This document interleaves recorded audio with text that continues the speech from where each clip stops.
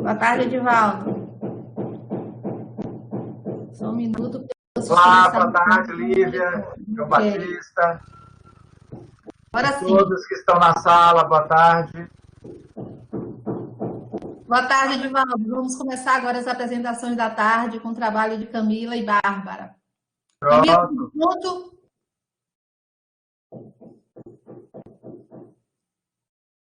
Pode começar, Camila. Você tem 10 minutos para apresentar. Libero a câmera.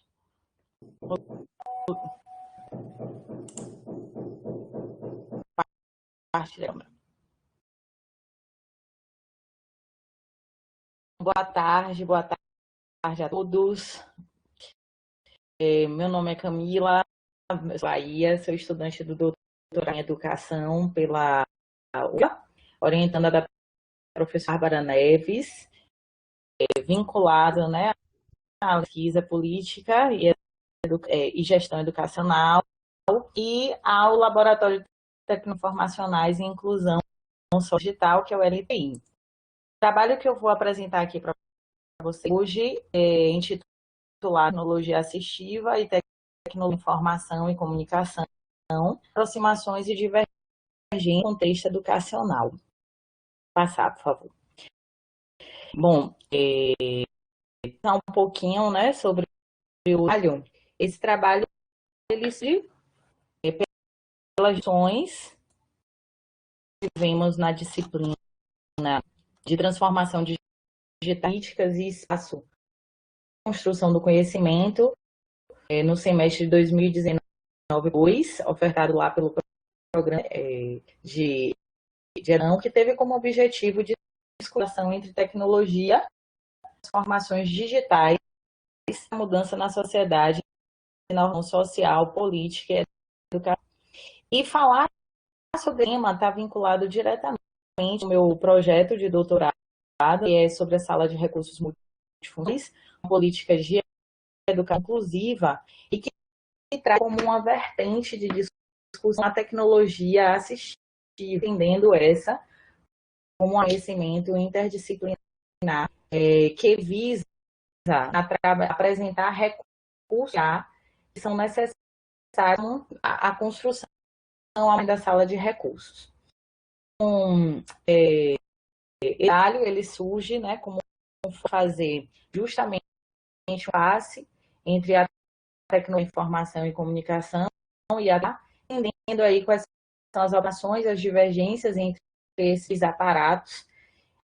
Isso, entendendo estes dois aparatos, eles são ser vistos, né, como necessários para o desenvolvimento da autonomia e independência do sujeito.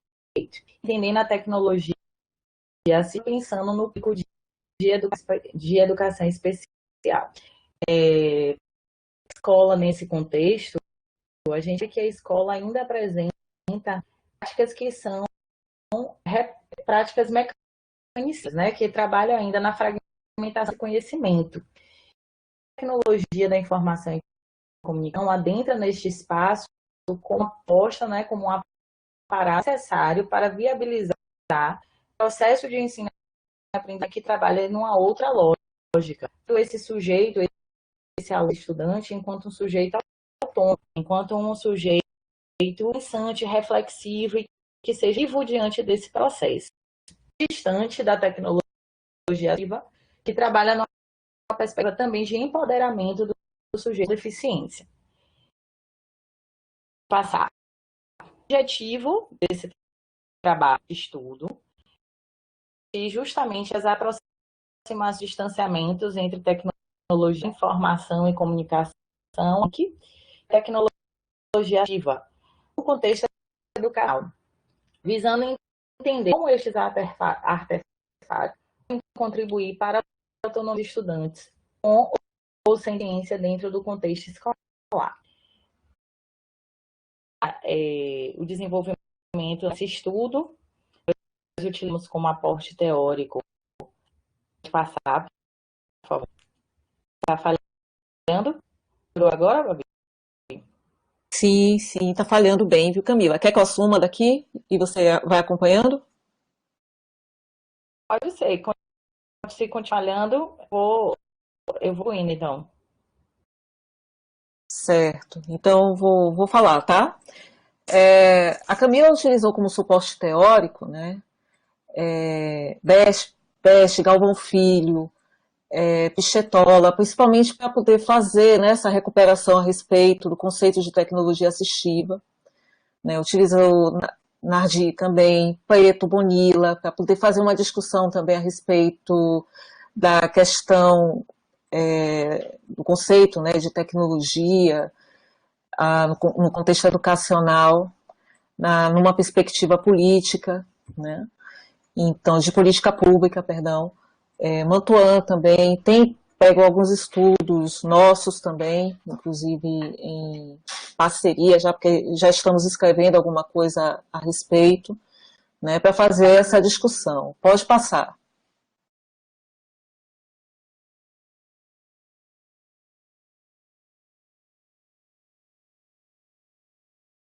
Eu vou falando, viu, porque eu acho que como está demorando para passar, eu vou falando aqui que eu estou com medo de passar do horário. A nossa proposta metodológica foi fazer, para esse artigo especificamente, porque é um artigo que contribui também com o projeto de tese da Camila. Então, ela realizou um levantamento bibliográfico não sistemático, né, no repositório da CAPES e no repositório da UFBA. Utilizou como descritores a tecnologia da informação e comunicação, o descritor também tecnologia assistiva e o descritor autonomia. E procurou trabalhar com o booleano AND, né, para poder fazer os cruzamentos, criar estratégias de busca nesses repositórios e recuperar o material. Então, fazendo essa estratégia, ela recuperou os 35 trabalhos, né, entre eles teses e dissertações. Então, acrescentamos mais um critério de seleção da amostra para esse artigo, porque não dava para a gente trabalhar com esses 35 trabalhos, né, que foram recuperados, e aí, com base no critério e com os cruzamentos que colocamos, recuperamos 10, né, sendo 7 dissertações e 3 teses. Os slides não estão passando, é isso, gente? Bom, esse eu já passei, metodologia, então se quiser avançar mais um, ok, obrigada.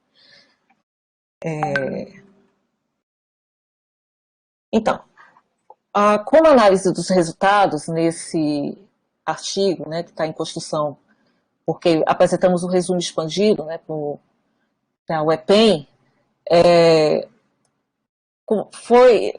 Camila percebeu que foi considerado importante nesses trabalhos, né, que foram recuperados, o uso. Eu vou abrir aqui minha câmera. Deixa eu ver aqui. O uso da tecnologia, né, o uso de tecnologia de informação e comunicação na sala de aula, para além do uso técnico e funcional, mas sim numa perspectiva política, crítica e social. Os trabalhos apontam também para a necessidade de políticas educacionais que visem a introdução das TICs no contexto escolar, para além do seu uso técnico e superficial, mas que viabilizem práticas e a organização escolar, né, aí levando em consideração as práticas pedagógicas, né, o manejo, tudo isso considerando o aspecto crítico, autônomo e criativo. Os trabalhos também apresentam a importância das tecnologias de informação e comunicação enquanto aparatos que ampliem as possibilidades dos estudantes diante dos conteúdos do mundo do seu aprendizado, né? Então, como também os recursos de tecnologia assistiva que possibilitam aos estudantes com deficiência participarem do desenvolvimento diante de toda essa dinâmica, né? Tá, eu mesma posso passar aqui. Ok, obrigada, Bruna. Ainda nesse sentido, encontramos também que a necessidade de se discutir entre esses dois artefatos, né? Pois existe uma distorção na compreensão de que toda tecnologia de informação e comunicação é tecnologia assistiva. Isso a Camila verificou nesses trabalhos. O inverso também é verdadeiro, né? Camila, quer falar alguma coisa? Eu vi que você abriu. Eu não sei se você me ouviu. Estamos. Eu vou falar aqui. Inclusive, né, corrobora com o próprio autor Galvão traz, né, nessa distinção, dizendo que, por exemplo, um computador é uma tecnologia de informação e comunicação, mas ele não se configura uma TA. Agora, o mouse é apto para o sujeito, né, que aí sim esse mouse, essa adaptação, visando a autonomia desse sujeito diante do manuseio desse aparato, esse mouse sim se torna um recurso de tecnologia assistiva. Então, os trabalhos, né, coletados apontaram como importante da gente distinguir entre esses artefatos, entendendo que a TA ela não resume a tecnologia de informação e comunicação e fez a tecnologia de informação e comunicação, ela não se restringe a TA. É importante que a gente tenha a diferença entre esses dois, vem para este outro, que é justamente entender a funcionalidade da tecnologia assistiva, porque a configuração da tecnologia assistiva justamente possibilitar o acesso dos sujeitos com ciência à aprendizagem, como também o desenvolvimento integral desses estudantes. A tecnologia de informação e comunicação ela vai favorecer também o desenvolvimento da autonomia, uma perspectiva dinâmica e autônoma, restringindo aos sujeitos com deficiência. Esses foram alguns dados, né, que foram colocados em relação à leitura e trabalhos, que foram importantes a gente entender sobre as aproximações da perspectiva política, crítica nessa autonomia, mas ao mesmo tempo nessas divergências que precisam estar diante do entendimento desses dois ritos. Eu acho que agora vem. Nessa perspectiva, é importante que a gente discuta tecnologia da informação e comunicação assistiva dentro do contexto escolar, sobre as concepções, né, que embasam práticas escolares, entendendo sobretudo, né, fazendo críticas e entendendo, refletindo, trazendo questões que problematizem práticas que priorizam a memorização e a repetição dos conteúdos de forma que retenha esse elemento e que se distancie dessa prática inovadora que ativa do uso dessa tecnologia numa aposta para além do uso técnico falado anteriormente pela Bárbara, para além do uso técnico, para além do uso funcional, mas entendendo este como artefato, né, com relação social estabelecida através deste artefato.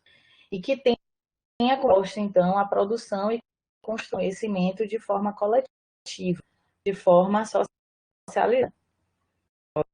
Pode parar. Camila voltou a falhar muito, vou assumir, tá? Então, foi percebido, a partir do estudo realizado, que as tecnologias de informação e comunicação podem ser artefatos significativos para a ruptura de práticas que visem a repetição e mecanização. Uma coisa também que Camila percebeu nos trabalhos, e isso aí está mais no texto escrito, é que existe também, em alguns casos, inconsistência com relação ao próprio uso do termo tecnologia assistiva na discussão, né, no cerne da discussão de alguns desses trabalhos, né? Então, ela vai tratar, né, que pensando especificamente nos recursos de acessibilidade, ou seja, quando tratar de tecnologia assistiva, falar especificamente tratando como recurso de acessibilidade para os estudantes com deficiência na sala de aula, é importante também destacar a relação que pode ser estabelecida com as tecnologias de informação e comunicação. Diga, Camila, eu tenho certeza que você vai querer falar alguma coisa aí nessa parte. É, então, estou conseguindo, né? Uhum. O que é importante, e aí por isso a gente frisa bastante em relação a essa discussão, os próprios trabalhos, né? E aí, além do aporte que a gente tem em relação à fundamentação, esses artefatos, né, a tecnologia da informação e comunicação, a tecnologia ativa, perspectiva política, numa perspectiva crítica, visa a participação desse sujeito, visa a autonomia desse sujeito. Então, além desse uso, para além de uma mera ferramenta. Por isso que é considerado, então, artefato, segundo aí os próprios teóricos, né, que embasam em relação a essa não. Então, a ação deles dando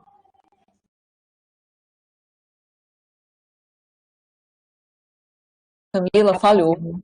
Continue. está finalizando. Então, os trabalhos, de uma forma geral, né, a leitura que foi feita em relação aos trabalhos, apontam justamente para essa perspectiva. Por isso que a JAIS, né, enfatiza em relação a esse olhar crítico, esse olhar político diante de fatos. Obrigada, Camila. Obrigada, Bárbara. Parabéns pela pesquisa. Vamos dar continuidade às apresentações e, ao final, abriremos para as discussões, ok? E aí vamos fazendo as nossas anotações. E vamos cuidar também um pouco do tempo para que não ultrapassemos os 10 minutos. João Batista é o segundo trabalho, João Batista da Silva, Patrícia Félix e Aline Rebouças. João Batista já está por aí? Está a postos? Estou sim. E ótimo.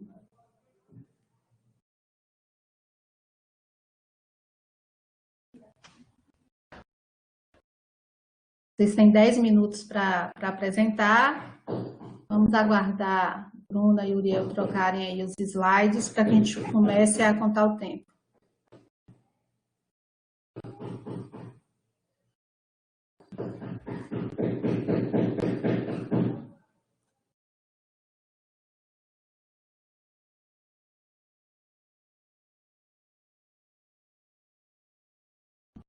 Ok, podem começar, vocês têm 10 minutos para apresentar.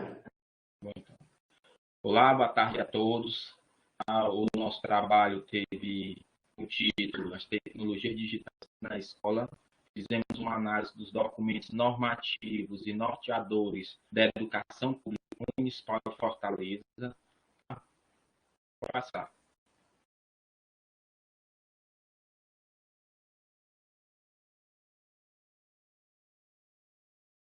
Eu acho que travou aí, ó.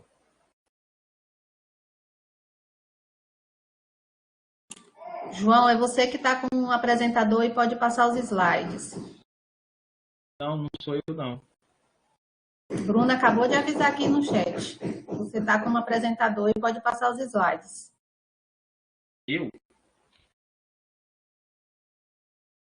Um minutinho.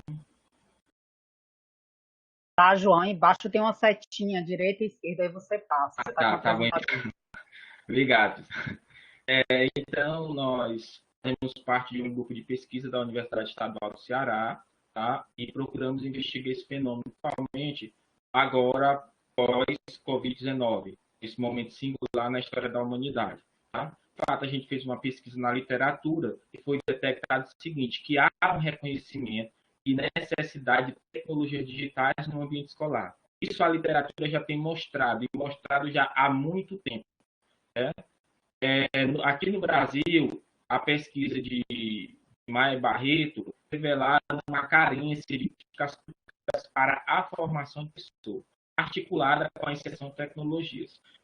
Acredita-se no mito, esse mito ainda existe, de que simplesmente comprar computadores e colocar computadores na escola vai resolver o problema da inserção da tecnologia digital.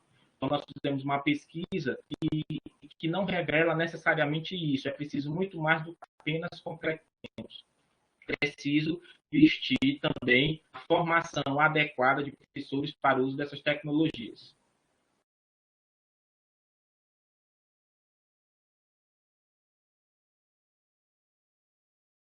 Então, o problema da nossa pesquisa foi o que dizem os documentos norteadores normativos da educação pública municipal de Fortaleza sobre o uso de tecnologias. Então, nosso objetivo foi fazer uma análise desses documentos. Nossa metodologia de pesquisa foi a pesquisa documental.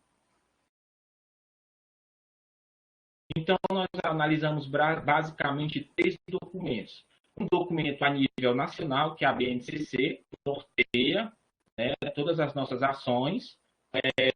Abaixo da BNCC, nós temos aqui no Ceará um documento que foi trabalhado por professores com gestores de todo o estado do Ceará, o documento curricular referencial do Ceará. E também temos um documento específico, que é o Plano Municipal de Educação da Prefeitura de Fortaleza. Então, nós analisamos esses 3 documentos para saber o que é que eles dizem sobre as tecnologias aqui, o que é que eles apontam.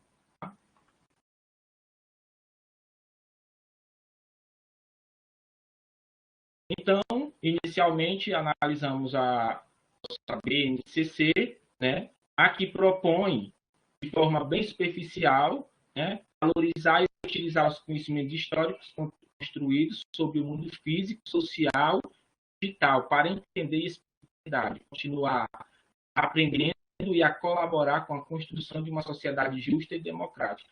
Uma das suas pontos da BNCC é utilizar diferentes linguagens verbal, oral e visual, como libras, escritas, corporal, visual, sonora e digital. E fica mais ou menos nisso aqui. A BNCC ela não é um documento que ela vai apontar necessariamente para o uso de tecnologias, né? Ela só fala apenas de uma forma bem ampla e geral, tá? Com relação aos outros documentos. Analisamos também documento curricular referencial do Ceará, tá bom?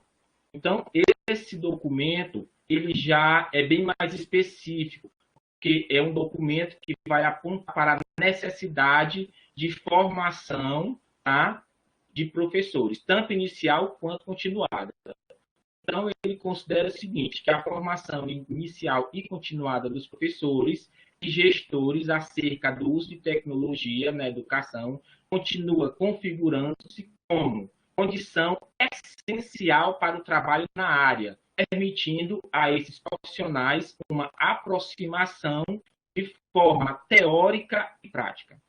E ele diz, o próprio documento, que faz necessário que os sistemas oficiais de ensino, enquanto agências de incentivo e fomento, né, ao uso de tecnologias, mantenham parcerias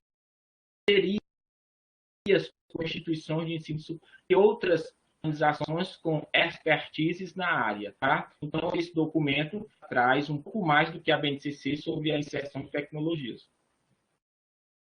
Outro documento, o terceiro documento que nós analisamos, foi o Plano Municipal de Educação aqui de Fortaleza. Tá? Então, o plano da Prefeitura foi aprovado no dia 24 de junho de 2015 e é um documento que prevê o desenvolvimento de uma política educacional comprometida, escola municipal de qualidade, do período, na verdade, entre os períodos de 2015 e 2025. De acordo com o Plano Municipal de Educação, a elaboração foi resultado de um amplo debate de diversos atores sociais e públicos, cuja missão foi contemplar continuidade ao Plano Nacional de Educação, o PNE.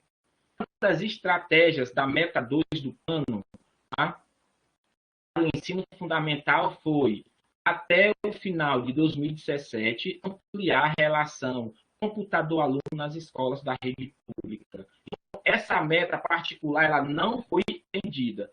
Então, está muito aquém. A gente fez a investigação, ainda está muito aquém do que se projetou. Tá? E promover a utilização pedagógica de tecnologias da informação e comunicação. Está estratégia de universalizar até o final da vigência do plano, ou seja, 2025, tá? Acesso à rede mundial de computadores em banda larga de alta velocidade nas escolas da rede. Esse daí é um desafio da prefeitura. Primeiro, não foi cumprido, tá? Ainda de até 2025. Ainda tem 5 anos para trabalhar para poder executar esse plano. Então, a partir da nossa análise, a partir dos documentos, a partir da revisão de literatura que nós fizemos, fizemos o seguinte questionamento: o que é preciso para implementar tecnologias digitais na educação? Primeiro ponto que nós identificamos foi a falta de políticas para facilitar a aquisição de equipamentos pelo corpo escolar, ou seja, alunos, professores, gestores e outros. Tecnologias digitais ainda é muito caro. E veio a pandemia, preciso para revelar isso, que nem todos têm acesso, tá? Nem todos os alunos têm acesso, é muito caro. Um notebook médio, para que você possa trabalhar, você vai gastar entre 1.500 e 4.500 para que você tenha um notebook legal que dê para trabalhar. Tá? Então, ainda é caro. Celulares ainda é caro. Tá? Então, outro ponto foi, uma vez que facilitar, tá, essa política para facilitar a política de incentivo para tatear o preço de equipamentos, tá, equipar as escolas com recursos. As escolas têm que estar equipadas com recursos. Não é apenas o professor ter, é preciso que a escola também tenha. Tá bom? Recurso. Outro é direcionar, o ponto 3, direcionar políticas para a formação adequada de professores. Então, não adianta só que o professor ele tenha o computador, não adianta só que o aluno tenha o notebook. É preciso ter uma formação adequada para o uso pedagógico dessas ferramentas. Tá? Outra, a partir de uma experiência pontual, que normalmente é o que acontece nas pesquisas brasileiras, as pesquisas brasileiras normalmente vão trabalhar com experiências pontuais, uma sala de aula, uma escola, um curso, universidade. É uma vez que se tiver experiência exitosa e pontual, ampliar, ou seja, replicar essa experiência em larga escala, ou seja, a nível estadual ou federal, tá? E o quinto ponto sobre o uso de tecnologias é que, uma vez que, praticamente, se tenha essa aplicação em larga escala, é preciso avaliar qual é o impacto do uso dessas tecnologias na educação. Que elas vão promover a aprendizagem ou não. A gente não pode ter o mito de que se vai colocar tecnologia, os alunos vão aprender. Pode ser o contrário, né? Tem que ver a formação adequada, tem que ter todo o conjunto de elementos tenham uma boa finalidade.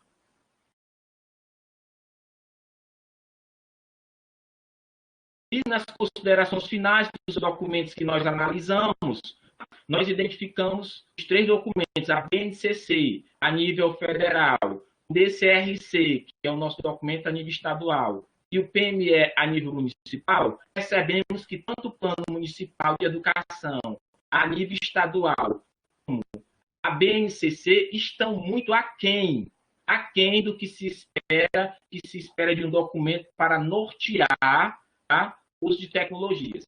Quem está um pouco mais à frente desses 2 documentos é o DCRC, que é o Documento Referencial Curricular do Ceará. Ele já está um pouco mais à frente, ele já aponta não só para a aquisição, como para a necessidade de formação adequada de professores. E terminamos aqui dizendo que é essencial se investir em políticas públicas para o uso e a aquisição de tecnologias digitais na escola, para que possa melhorar a educação. E aqui terminamos a nossa apresentação. Bruna, Uriel, tem como abrir o áudio do Alexandre, que está fechado? Está ouvindo? Agora sim, Alexandre, agora sim. Vamos aguardar um pouquinho. Está ouvindo agora? Perfeito. Pronto. Vamos aguardar um pouquinho, abrir sua apresentação, os slides. Tá. Bom? Já está, segundo o Uriel, já está carregando a apresentação, faz parte, vamos ter um pouquinho de paciência. esse momento de pandemia não está fácil para ninguém, e exercitar a paciência tem sido uma das tantas demandas requeridas a nós todos e todas. Pronto, agora já carregou. Uma boa apresentação para você. Você tem 10 minutos para apresentar. Ok, obrigado. Boa tarde a todas e todos, né? Meu nome é Alexandro Castro. Inicialmente, eu vou começar agradeço imensamente a minha orientadora, a professora Meire Salles, e também aos participantes do grupo Fortec, colegas e amigos da UNEB. A minha pesquisa está intitulada Educação à Distância e Formação Inicial de Professores, cartografia da participação da UNEB no estado da Bahia.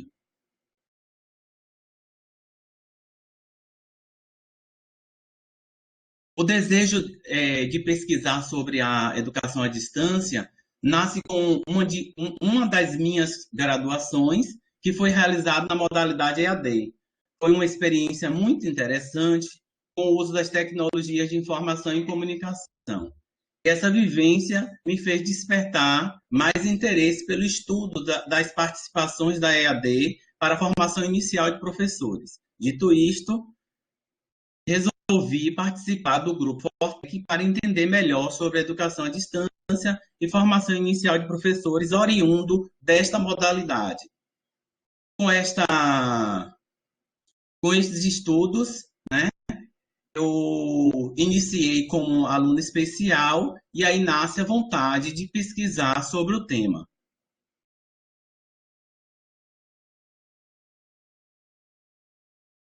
Na sociedade contemporânea, a educação tornou-se um grande desafio, uma vez que, para entender as novas formas de comunicação e socialização do saber, devem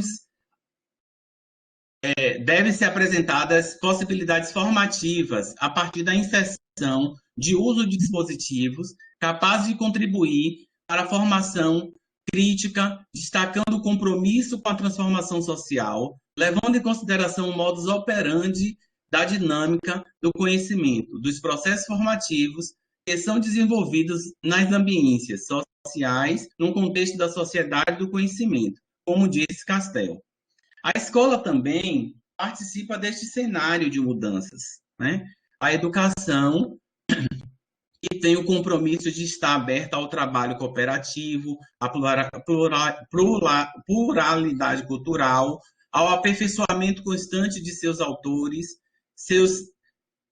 são demandadas a refletir acerca do que e de como formar a partir dessa nova perspectiva da sociedade. Na emergência da oferta de uma educação que atenda às demandas dessa sociedade, pode-se destacar a expansão da educação à distância com a necessidade de atender as pessoas por diversos motivos, seja eles geográfico, mobilidade, por questões de mobilidade, por questões sociais, cultural, econômica ou até mesmo financeira, que não tem acesso à educação. A educação à distância, ela necessita de mais estudos, mais pesquisas, né, para que a gente possa fortalecer essa educação que também contribui de uma forma muito interessante para as pessoas que têm os desafios, né, de viver num país tão diverso como o nosso. Essa pesquisa, ela visa contribuir para o aperfeiçoamento das políticas públicas institucionais de formação inicial de professores, desenvolvida através da educação à distância, a partir da perspectiva entre educação e desenvolvimento humano, que fortalece as redes colaborativas entre universidade e sociedade.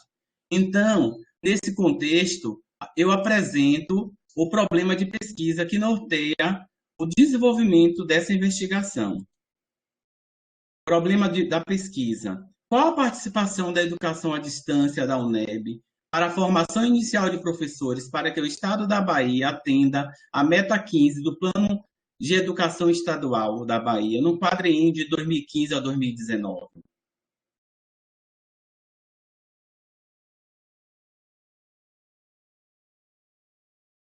Para responder a tal questionamento de pesquisa, eu apresento os objetivos geral e os objetivos específicos, né? O objetivo geral é cartografar contribuições da educação à distância da UNEB na formação inicial de professores do Estado da Bahia no quadriênio de 2015 a 2019 para atendimento da meta 15 do Plano de Educação Estadual da Bahia. E, para responder aos objetivos gerais, nós vamos aos objetivos específicos. Analisar os dados e informações relativos aos egressos dos cursos de licenciatura em Educação à Distância da UNEB, no período de 2015 a 2019. Identificar o alcance da educação à distância da UNEB por território de identidade do Estado e por curso de licenciatura no período de 2015 a 2019, mapear os dados da participação da UNEB na formação inicial de professores por território de identidade do Estado da Bahia no atendimento da meta 15 do Plano de Educação Estadual.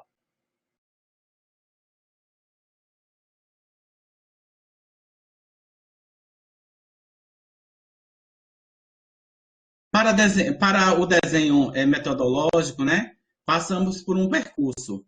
A abordagem será mista, eu usei Crevel 2007, Gil 2002. O método será um estudo de caso exploratório, né, que foi usado André 2018 e em 2015. O campo será a UNEAD. UNEAD é a Unidade Acadêmica de Educação à Distância da UNEB. O locus são os cursos de licenciaturas, todos na modalidade EAD. Instrumentos de produção e coleta de dados, análise documental. Eu utilizei Marconi e Lacatos, 2011, e será utilizado um questionário online, né? Foi usado Moreira e Calef, 2006. Os sujeitos da minha pesquisa são os egressos dos cursos de licenciatura na modalidade EAD da UNEB. Esses são os sujeitos. Para atender a fundamentação teórica, dialogarei com os autores que pesquisam e estudam a educação à distância, os quais sustentarão a construção e fundamentarão essa pesquisa. Então, os fundamentos teóricos, né? Educação à distância, eu vou destacar os principais. Estou utilizando o Roberto Moreira, Lucinéia Alves, Belloni, Vanikensky, Levi, Daniel Mil, Maciel, Mu, Kerles, Emanuel Nonato, Pimentel, Marcos Túlio Pinheiro, Oreste Prete, Salles e Willer. Formação inicial de professores à distância, estarei utilizando inicialmente Magalhães, Neves, Marivalda Salles e Edméia Santos.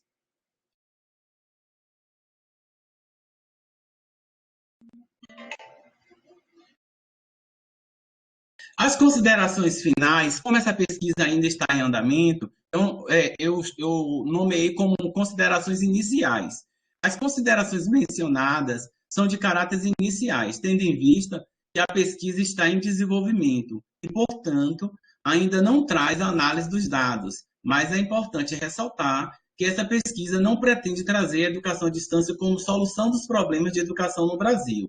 A educação à distância tem sua contribuição no processo educacional, buscando a melhoria da sociedade através do acesso ao conhecimento e, consequentemente, fomentando na qualidade de formação profissional, além de capacitar o aluno e adquirir habilidades relevantes para acompanhar a velocidade das informações e inovações que o mundo corporativo exige, respeitando os problemas demográficos, financeiros, sociais e culturais.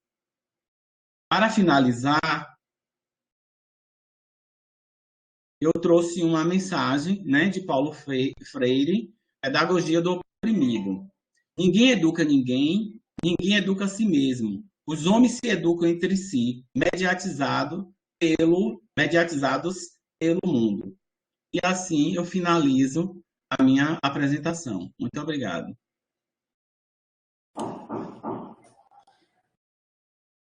Agradecida, Alexandro. Parabéns pela pesquisa e pela apresentação. Chamo agora Yuri. Yuri Bastos Vanderlei. Olá, Lívia. Boa Olá, tarde. Yuri. Vocês Boa conseguem me tarde. ouvir, me ver bem? Perfeito, perfeito. Beleza.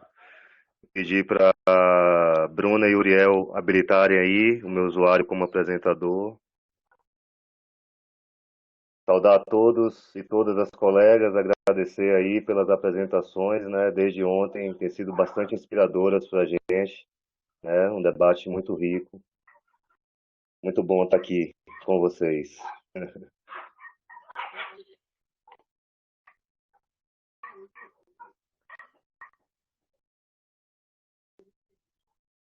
Então, já estou vendo aqui a apresentação. Tem como vocês me habilitarem aí como apresentador para eu poder passar? Ô, Bruna, tem como habilitar o usuário Yuri apresentação? Porque o outro é do celular e eu não tenho como passar do celular. Isso, beleza. Então, dá início aqui à apresentação da minha pesquisa de doutorado. O título é Apropriações Tecnológicas Livres na Educação Online, uma compreensão propositiva de atos de currículo em rede. É uma pesquisa que está sendo desenvolvida pelo Programa de Pós-Graduação em Educação da Faculdade de Educação da UFBA, sob a orientação do professor Roberto Sidney Macedo, estando inserido aí no contexto do grupo de pesquisa de currículo e formação, Formace. Valeu? Olivia, se você puder zerar aí o cronômetro para eu poder ter uma base aqui do tempo, eu agradeço. Valeu. Vamos lá, então. Eu sou professor do Instituto Federal da Bahia, do Campo Jacobina, né? Então, esse é o meu lugar de fala atualmente. A contextualização e a problemática da pesquisa, né? Gira em torno da compreensão-ação nas apropriações tecnológicas voltadas para a implementação do ensino remoto no contexto da pandemia. Eu acabei fazendo uma mudança no meu campo de pesquisa a partir da pandemia, né, de tudo isso que a gente está vivendo. O tema, o objeto continua sendo apropriações tecnológicas na educação, mas a partir de tudo que a gente veio vivendo com a pandemia, né, a gente acabou tomando a decisão de focar o estudo para esse momento. Compreender de que forma a gente pode compreender esse fenômeno que vem se dando, né, com a imposição do ensino remoto e a apropriação das tecnologias, dando dar conta disso, né? Mas não só uma compreensão, mas também uma ação. Por isso que no título a gente destaca que é uma compreensão propositiva. As questões da pesquisa são: quais abordagens teórico-metodológicas podem contribuir para a compreensão-ação neste fenômeno? Quais oportunidades, ameaças, contradições e desafios este fenômeno potencializa? Como são instituídos os seus atos de currículo? Como os atores educacionais experienciam este fenômeno e instituem atos de currículo? E, por fim, como experiências formacionais críticas, contextualizadas e colaborativas de apropriações tecnológicas livres podem contribuir para a qualificação da formação dos professores no exercício das suas práticas docentes. Visando dar conta dessas questões de pesquisa, eu estabeleço o seguinte objetivo: compreender propositivamente como atores educacionais do IFBA experienciam atos de currículos instituintes e instituídos de e por apropriações tecnológicas nas práticas docentes, durante o contexto das atividades educacionais não presenciais emergenciais, e a sigla EMP. Né? Essa é a forma, né, definida pelo IFBA, pelo Instituto Federal da Bahia, para poder ofertar um calendário emergencial remoto até o final de 2020, enquanto a gente está vivendo esse contexto aí de isolamento social e de suspensão das aulas presenciais. Beleza? O próximo slide, eu trago aí um desenho da pesquisa, né, que resume um pouco isso que eu estou fazendo, né, nessa caminhada aí da minha pesquisa. O status atual da pesquisa, ela está numa fase, eu estou elaborando a versão da tese para qualificação. Então, essa organização, ela reflete um pouco, né, do desenho metodológico e também da estrutura da tese, né, que começa abordando a cibercultura. É muito comum nos trabalhos que a gente teve oportunidade de ter acesso, um foco muito grande nas oportunidades as tecnologias digitais em rede elas oferecem para a prática docente. Isso é muito importante, né? A gente dialoga aí com Lemos, com Levi, com Castells, destacar essas oportunidades que a cibercultura proporciona para a educação, mas para a gente é fundamental compreender não apenas oportunidades que essas tecnologias e a cibercultura trazem, mas também as suas ameaças. A gente está vendo aí uma discussão muito forte atualmente, né, sobre o que essas plataformas elas estão fazendo com os nossos dados, né, e as consequências políticas e sociais do uso indevido desses dados, né, para a nossa democracia. Né? A gente percebe que a gente tem a consciência de que as plataformas que são gratuitas, na verdade, a gente paga a utilização delas com nossos dados, e os dados são os bens de capitais mais valiosos da contemporaneidade e assim também se constituem como principais ferramentas de poder dessa nossa contemporaneidade mediada pelas tecnologias digitais em rede. Então, eu defendo que na pesquisa e na compreensão deste fenômeno a gente observe não apenas as oportunidades, mas também as ameaças que esse fenômeno traz. E proponho a abordagem da ética hacker e das tecnologias livres como uma estratégia, né, de enfrentamento dessas ameaças e de potencialização das oportunidades. Para isso, eu dialogo com Evangelista, com Riemann, com Lessig, com Silveira e com Preto. Né? Então, essa discussão que eu vou travar no primeiro capítulo da tese, que eu estou, né, travando. No segundo capítulo, a gente vai apresentar como essa discussão, como esse debate se dá no contexto educacional. O título desse capítulo é Apropriações Tecnológicas Livres na Educação Online, né, no qual eu apresento e fundamento teoricamente uma proposta de utilização das tecnologias livres, de apropriação ética hacker na prática docente. Para isso, eu dialogo com trabalhos como a Educação Vigiada da Unesco, Educação Online de Edmeia, né, e essa coincidência de trajetória comigo, né, fez o seu mestrado lá com o Jack, com a Preto e com os colegas do Jack, fez o doutorado no Formace, eu acabo seguindo essa mesma trilha aí que ela abriu, e assim como outros colegas também, né. Logo também com os conceitos de recursos educacionais abertos, de tecnologias educacionais livres, de Preto, de Amiel, de Vanderlei, né, que eu abordei na minha dissertação de mestrado, de Pinheiro, Daniel Pinheiro, colega do Jack, que lançou aí um guia muito bacana de soluções abertas de tecnologias para educação, também com o Gonzalez, né, que é um ativista do movimento de educação aberta do Brasil, grande parceira nossa também. E também com o conceito de pedagogia hacker da também colega Karina Menezes, né, do GEC, do Grupo de Pesquisa de Educação e Tecnologia. E assim eu fecho a discussão do capítulo 2. No capítulo 3, eu vou abordar uma perspectiva de atos de currículo em rede, que é uma fundamentação teórica e epistemológica de como compreender este fenômeno. Eu estou defendendo uma inspiração na teoria do ator rede, né, que é difundida aí por Latour, por André Lemos, né, professor da Faculdade de Comunicação da UFBA, porque eu entendo que é uma teoria que nos ajuda a compreender essas tecnologias não apenas como ferramentas ou linguagens ou narrativas ou estratégias, mas como sujeitos agentes da educação. Eu parto do princípio que essas tecnologias elas trazem implicações políticas, econômicas e sociais, que essas tecnologias elas atuam de forma inteligente, elas fazem a mediação da nossa comunicação no contexto educacional, elas fazem a mediação da nossa formação.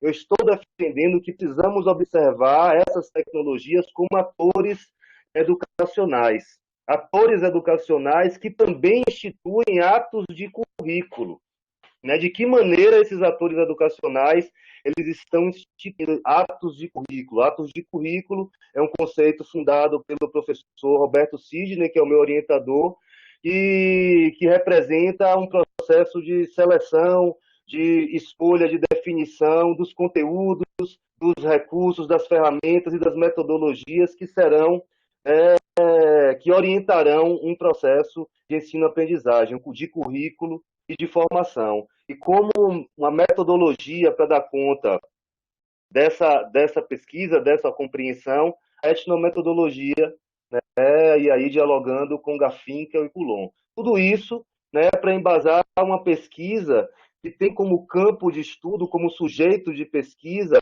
atores educacionais do IFBA. Então, eu me inspiro muito na etnopesquisa, formação crítica e implicada da experiência, que é uma inspiração que vem da obra do professor Roberto Sidney, nosso professor de metodologia na faculdade, na pós-graduação, na Faculdade de Educação, e também com o conceito de ciberpesquisa-formação, da colega de Meia Santos.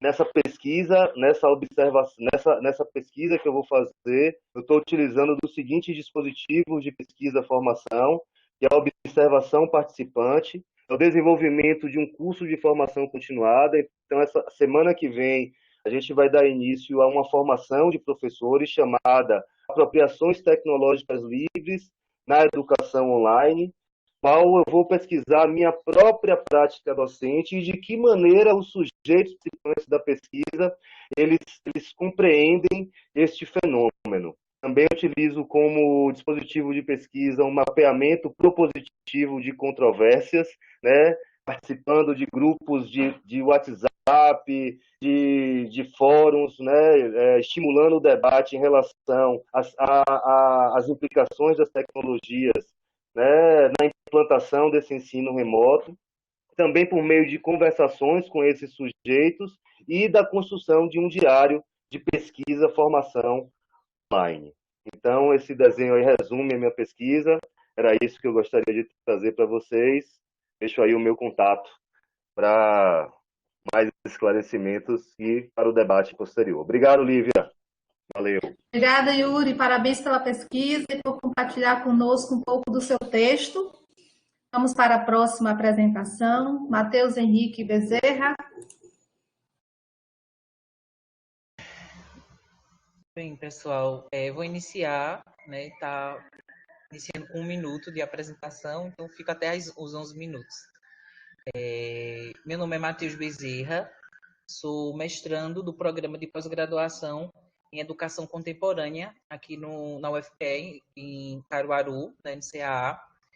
E aí, o título do trabalho, né, que eu trago para vocês é o ensino mediado por tecnologias digitais, tecnologias, né, de informação e comunicação, e aí a gente faz essa discussão, esse diálogo, tentando compreender as representações sociais dos professores. E aí, nesse sentido, carrega aqui, na introdução do nosso trabalho, né, que um pouco desse trabalho está articulado com a dissertação, que eu faço agora no mestrado, e uma parte, alguns resultados preliminares, fazem parte, né, de uma pesquisa já de investigação. Então, na introdução do trabalho, né, eu trago, né, as discussões a respeito da teoria de representações sociais, né, de proposição inicial do Moscovici, né, do C.G. Moscovici, e aí nós tentamos fazer esse diálogo do Moscovici com a Jodelet, que é uma teórica que vai estar discutindo, vai estar trazendo discussões, né, uma releitura das discussões iniciais dele. E aí a gente tentando compreender quais são as representações sociais dos professores acerca desse ensino mediado por tecnologias, né, e como é que essas tecnologias elas têm adentrado a sala de aula, quais são essas representações, né, diante das dificuldades, todas as questões que surgem, né, e aí como base de referência também para apresentar um pouco do que está proposto de ensino, né, mediado por tecnologia, ou professor mediador do processo educativo a partir das tecnologias, aí é uma terminologia que estamos organizando ainda, e aí a gente faz uso também, né, de alguns recortes da BNCC, né, que é, como já foi pontuado por outros colegas, e aí de compreensão nossa, ainda é um documento que está muito aquém do que de fato é necessário, do que de fato é importante, seria importante o trabalho de tecnologia, né, na escola. O CIEB, o currículo do CIEB, né, que é um centro de inovação para a educação básica, aí tem um currículo que trabalha, que vai discutir as questões de tecnologia, tanto da educação infantil até o ensino fundamental. E uma outra documentação da qual nós também fazemos uma análise aí, o currículo, né, as diretrizes da Sociedade Brasileira de Computação, da SBC, que discute computação, tecnologia de forma geral, mas tem algumas documentações que são específicas, né, para a educação. E aí, diante desse cenário todo, também desse cenário, né, de pandemia e do ensino remoto que estamos acometidos esse ano, e não sei se o próximo ano também estaremos ainda nessa mesma dinâmica, percebemos, né, a partir das leituras também do Amado, né, que discute a importância de trazermos e de apresentarmos nas nossas pesquisas as condições de produção. Então, atualmente, esse cenário que se constitui, né, e é uma situação, um contexto em que as situações elas vieram de forma muito abruptas e aí os professores, as instituições de ensino tiveram que ir se adaptando a todo esse contexto. E aí o Amado ele vem nos referenciar e dizer dessas condições de produção que são importantes a gente compreender e descrever delas em nossas investigações. Descarrega.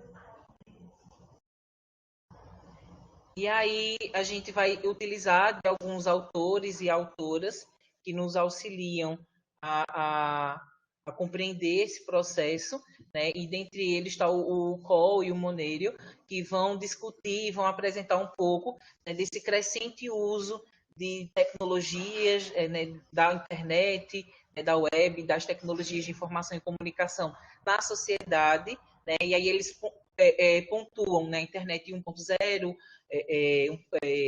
2.0, enfim. E aí a abordagem da qual nós nos filiamos é a abordagem etnográfica, né, e utilizaremos já a entrevista semi-estruturada nesse processo. E aí os questionamentos que nos surgiram diante dessa situação toda é se as representações sociais elas estão influenciando, né, se elas influenciaram, né, na produção do uso das tecnologias e estão mudando esse de um caráter meramente eventual e como acessório para um recurso válido e rotineiro no ensino. Né? É uma questão que se apresenta e o teor, né, da representação social dos professores, né, vai influenciar para que as tecnologias, né, de informação e comunicação se consolidem, né, como recursos legítimos para a formação escolar. E aí, depois disso, ainda a gente pensa um pouco sobre a formação inicial, né, dos professores, seja a formação inicial e também formação continuada. E aí é um processo mais complexo, né, que a gente vai tentando investigar. E aí, no segundo ponto do nosso trabalho, a gente vai tentar organizar uns diálogos, né, entre representações sociais e as tecnologias e fazemos uso de diversos autores, né, como Moscovici, Ajodelê, Alves Mazzotti, Almeida e Cunha, né, que vão estar articulando todas essas questões, vão estar discutindo nessa construção epistemológica da troca de saberes, né, o conhecimento socialmente elaborado, né, e compartilhado, o sistema, né, as representações sociais como um sistema de códigos e interpretações, né, e a cultura, o meio social, né, essas questões diversas de construção cognitiva, de aprendizagem, e aí fazendo uso também da ancoragem e objetivação, que são os dois conceitos que estão ali dentro da categoria das representações sociais.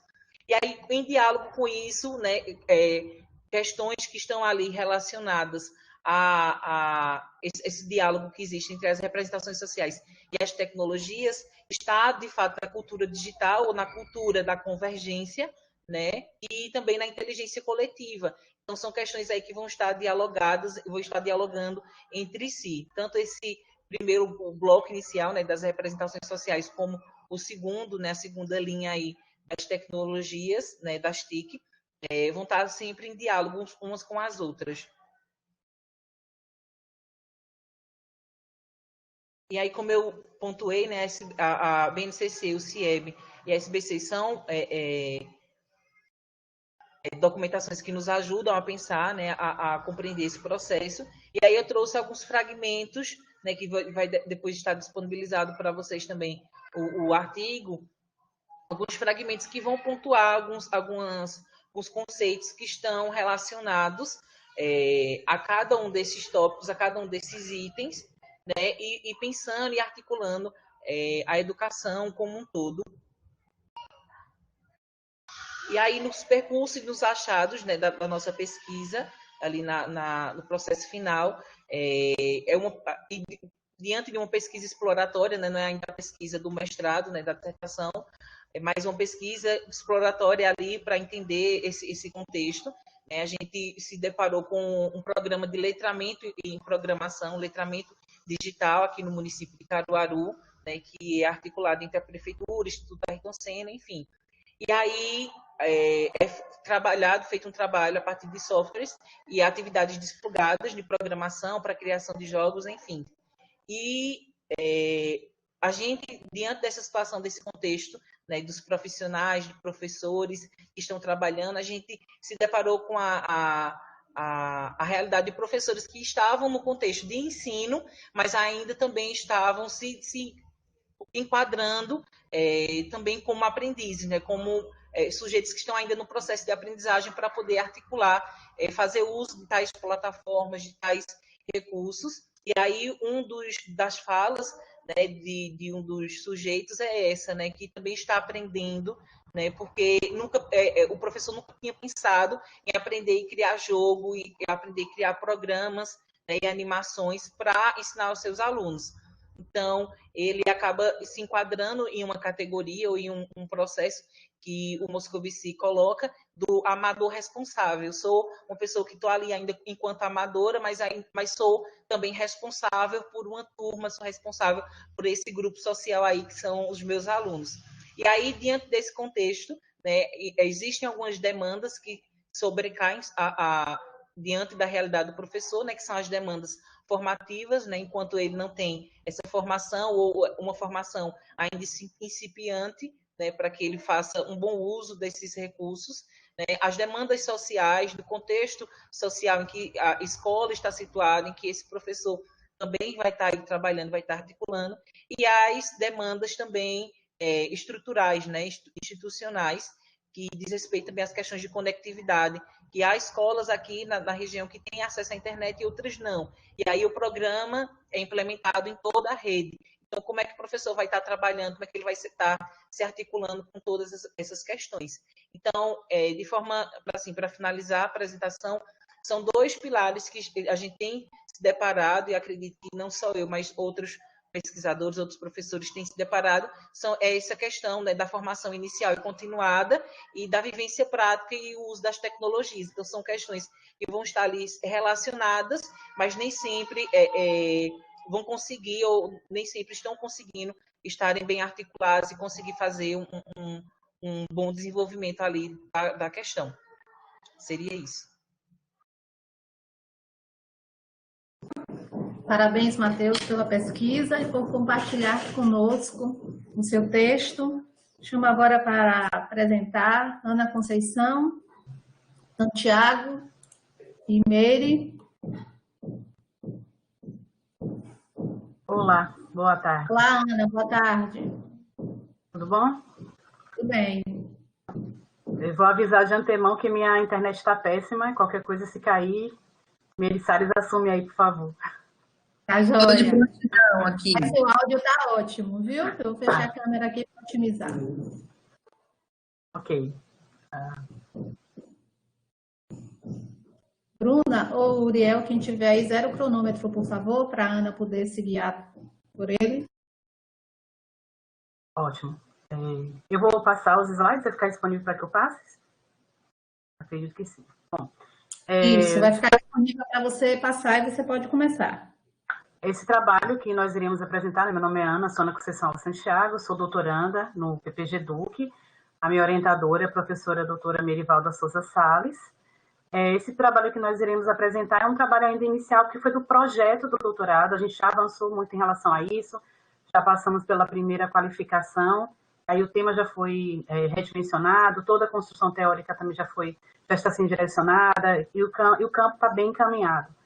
A gente vai fazer a discussão inicial que a gente propôs para o texto que mandamos para a PEN, é a fluência e competências digitais dos professores de educação básica na Bahia, possibilidade de formação na sociedade contemporânea. A ideia inicial é falarmos um pouco da questão da fluência e da competência digital dos professores da educação básica. A proposta também é discutir os professores que estão atuando no ensino fundamental 2 e ensino médio, depois direcionamos apenas para o ensino médio, coisa que nós estamos pensando ainda nessa proposta, já que o contexto que nós estamos imersos hoje, da pandemia, nos fez repensar diversas situações. O problema da nossa pesquisa é como se configura o perfil tecnopedagógico digital do professor da educação básica baiana, a partir dos níveis de competência e de fluência digital, e como este contribui na constituição de percursos de formação continuada, que atenda às exigências da sociedade de aprendizagem. Então, o nosso foco é também compreender qual é o perfil tecnopedagógico dos nossos professores.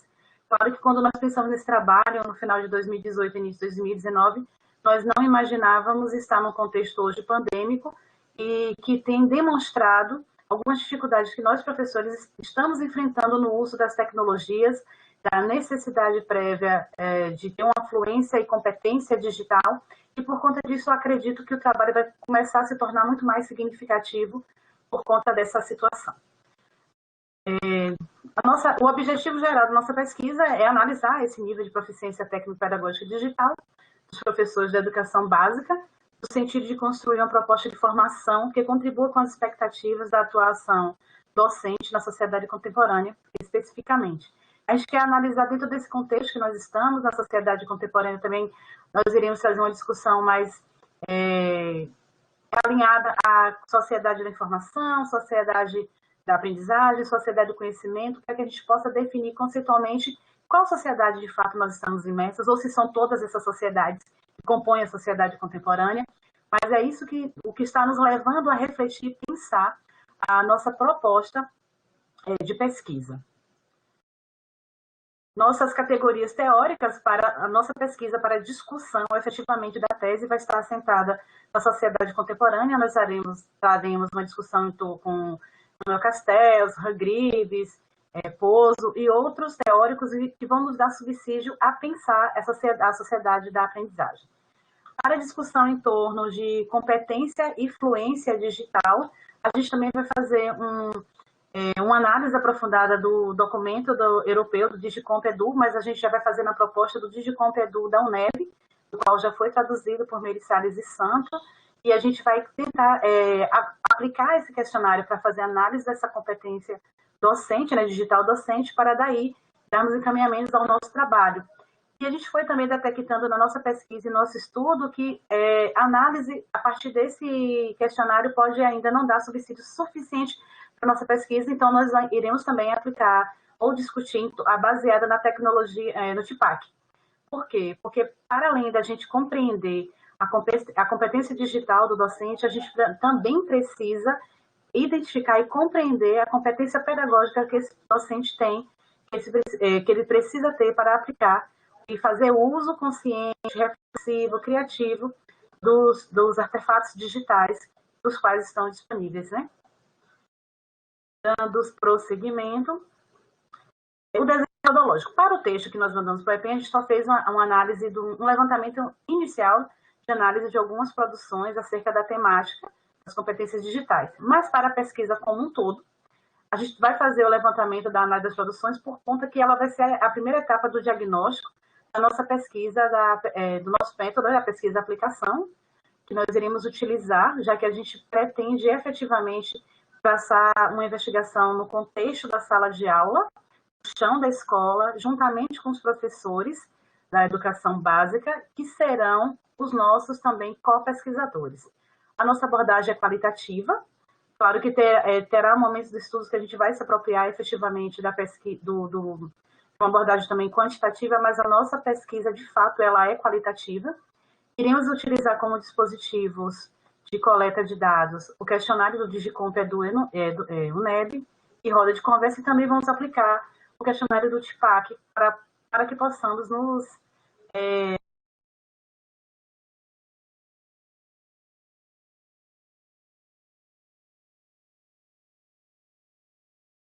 pesquisa. Não estou conseguindo passar o slide, não está avançando. Vou passar, foi. Então, o campo e o locus, a gente tem buscado trabalhar com o NTE 19, né, o portal do Sertão, Feira de Santana, e aí nós iremos selecionar algumas escolas que ofertem o ensino médio, e o ensino fundamental. A gente ainda está desenvolvendo isso, porque em conversa com o NTE, eles já nos propuseram outros elementos para ajudar também nessa discussão. A gente tinha um desejo muito... Era imenso de estudar um pouco da educação básica baiana, mas a gente viu que isso não daria conta. Com a pandemia, as escolas fechadas, isso diminuiu mais ainda o ritmo da nossa pesquisa, mas a gente já está dimensionando para o portal do Sertão e para trabalhar com o Feira de Santana, e a gente vai, a partir do diálogo que nós estabelecemos com o NTE, a gente já vai começar a redirecionar o nosso estudo. E aí, como co-pesquisadores, né, a gente vai trabalhar com os professores do ensino médio. A gente também está investigando escolas que tivessem laboratórios de informática, laboratório de usos, e a gente já começou a descobrir que a maioria dos laboratórios das escolas do ensino médio aqui em Feira de Santana, por exemplo, eles trabalham com laboratório móvel, com Chromebook, e a gente vai começar a ver esse direcionamento, conhecer mais de forma mais aprofundada essa escola, para que possamos aplicar os nossos questionários e depois criarmos a nossa roda de conversa, porque a partir das demandas que esses professores tiverem, é que nós iríamos pensar no curso de formação das tecnologias digitais, atendendo, né, o documento do Digicomp e do UNEB. Meire, você quer acrescentar mais alguma coisa? Acho que você deu conta de tudo.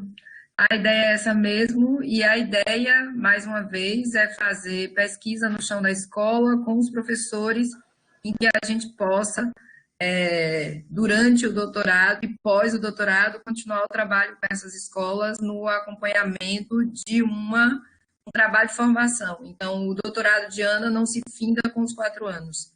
Né? O doutorado de Ana, ele tem um compromisso aí do que é demandado, que será demandado no diagnóstico e do que será apresentado na construção da formação com os professores. Independente de concluir o doutorado, ela vai continuar o trabalho com as escolas, né? Ela e o Fortec e todo mundo. Aliás, como sempre fazemos. A ideia é mais ou menos essa. Por isso, uma pesquisa-aplicação. Isso mesmo.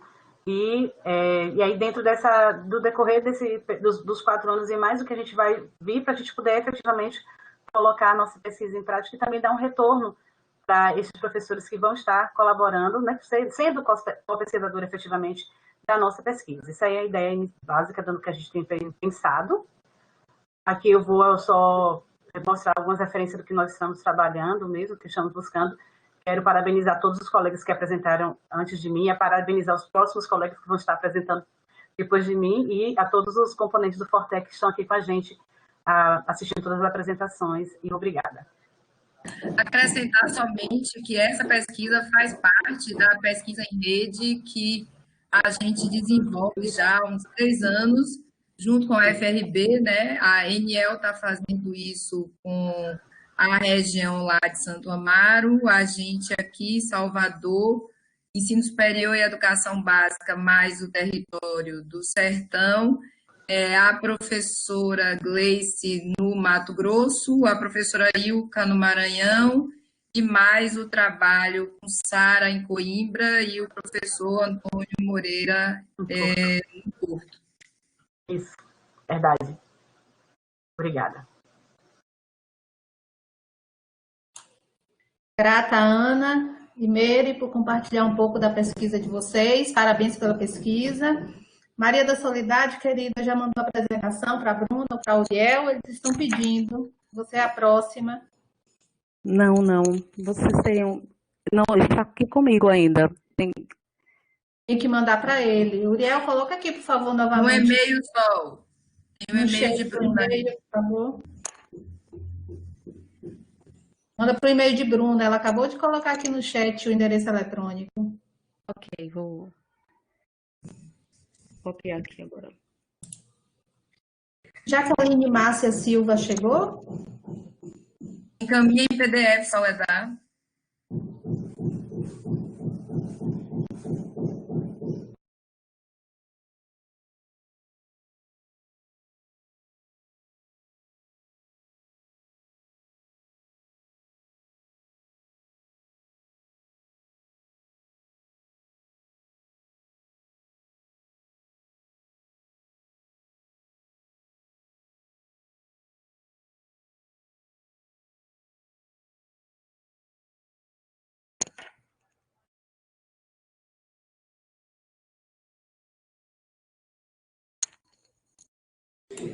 Um momento, já estou concluindo. Tá.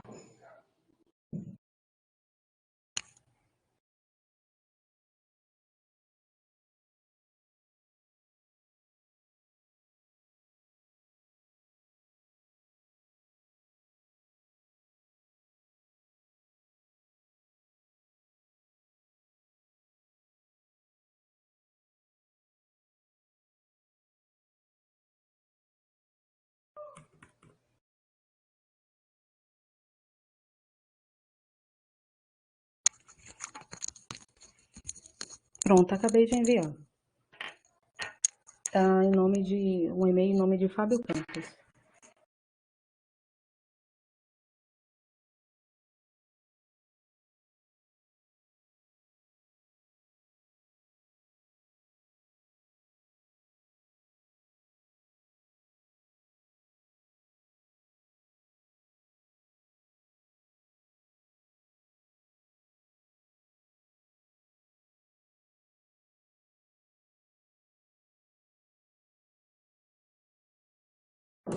Soledad, enquanto eles recebem e inicia a projeção, você quer falar um pouquinho de você, da sua pesquisa?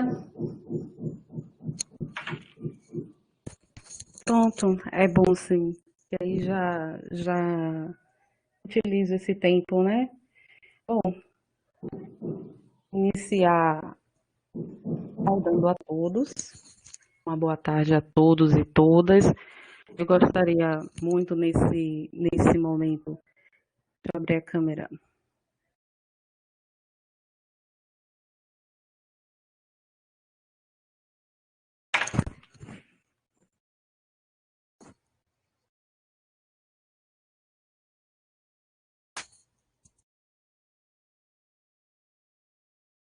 Pronto.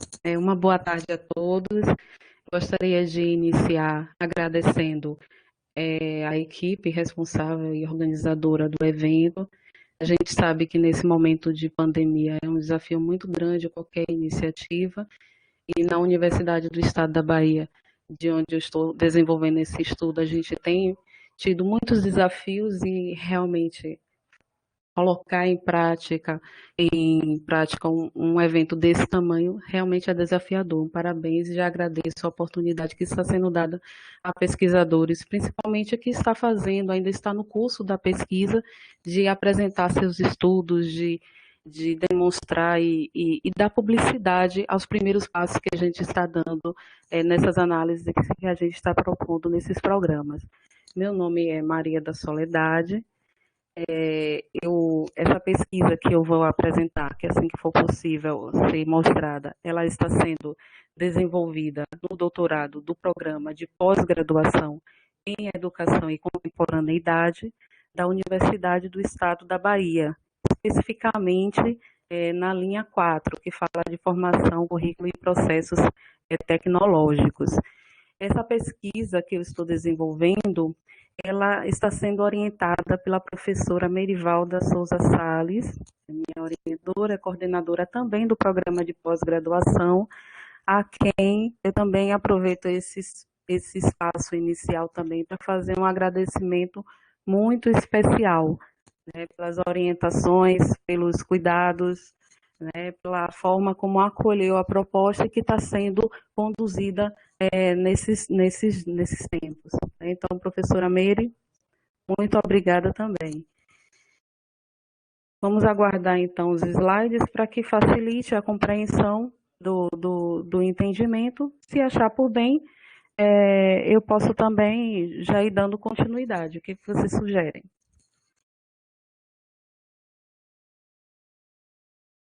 Acho que você pode ir falando, sim, devagar, enquanto os slides aparecem. Ok. E até de antemão peço desculpa por não ter enviado com antecedência, acabei não obtendo essa informação a tempo. Mas, enfim, a minha pesquisa... Esses slides não chegaram no e-mail ainda. Uriel, você recebeu os slides ou foi só a Bruna que não recebeu? Eu estou em dúvida.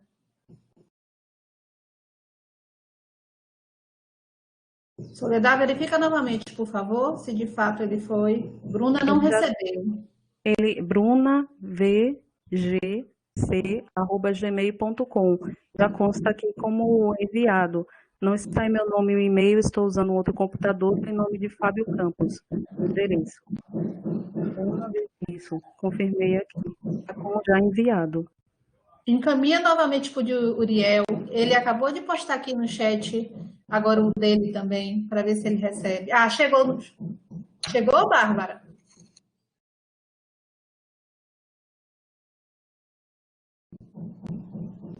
Ah, chegou no de Bruna, ok. Ok. Ai, que alívio. Respira fundo, vai dar tudo certo. Com certeza. Mas segue só para otimizar o tempo. Isso. Vou fazer isso sim, para não tomar o tempo até que tem uma pessoa depois de mim. Vamos lá. O tema da minha pesquisa é o título, né? O potencial das TICs na constituição e gestão de redes em contextos formativos, pressupostos e condições essenciais. Nessa apresentação, eu pretendo falar um pouco sobre o objeto em si da pesquisa, fazer uma contextualização para que se localize de onde partiu esse objeto, apresentar a questão de pesquisa, seus objetivos, fazer as sinalizações teóricas que estão sendo trabalhadas no percurso, que pretendemos trabalhar no percurso da pesquisa, apresentar a metodologia e fazer as considerações finais com os resultados esperados. E aí eu faço uma observação, um parêntese, que quando eu falo de resultados esperados é porque é uma pesquisa em desenvolvimento, né? Eu ainda estou construindo essa pesquisa e ainda não tenho os dados consolidados para fazer essa apresentação, quem sabe futuramente. Bom, o objeto em si, o próprio título, já dá uma pista do que eu pretendo trabalhar. E se fosse fazendo um recorte geral, seria gestão de redes e tecnologias da informação e comunicação, as TICs. Dada a polissemia do termo redes, eu não posso falar dela de maneira solta. A rede, ela acaba precisando necessariamente de uma adjetivação para que a gente entenda de que maneira a gente vai trabalhá-la. No meu caso, as redes, elas serão as redes de conhecimento, mas esse vai ser feito um recorte especificamente para a vertente da sua gestão e entender como é que isso ocorre em contexto de formação profissional. Mais especificamente, ótimo, já estou vendo aqui. Obrigada, Uriel. Obrigada, Bruna. Eu já avancei um pouco, vocês estão podendo ver aí o título melhor, Potencial das TICs na Constituição e Gestão de Redes em Contexto Formativo, os Pressupostos e Condições Essenciais. Maria da Soledade como autora, Merivalda Souza Salles como orientadora da pesquisa. Esse foi o sumário que eu falei que pretendia trabalhar na tarde de hoje, estava falando especificamente aqui.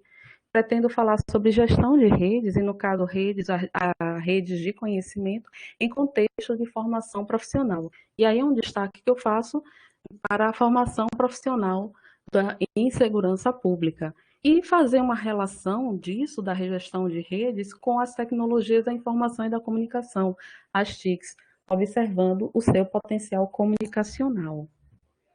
E esse interesse, ele surge em um contexto muito específico. Primeiro, numa articulação entre a minha formação, né, que desde o início da década de 90, tive estudos sobre a questão do magistério, a sua vertente técnica, no antigo curso técnico de magistério, até agora, um doutorado na área de educação, a minha atuação profissional no campo da segurança pública e toda a produção acadêmica que tem sido desenvolvido nesse sentido.